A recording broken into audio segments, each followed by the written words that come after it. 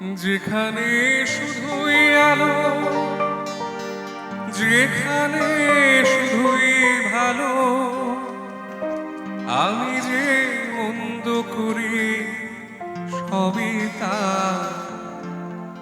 লিখো না আমায় নিয়ে কবিতা, ক্ষতি কি তোমার বলো? এই অভিমান মানলে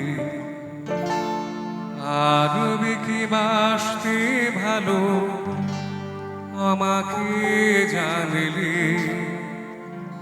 আমাকে তেমন করে জানলে।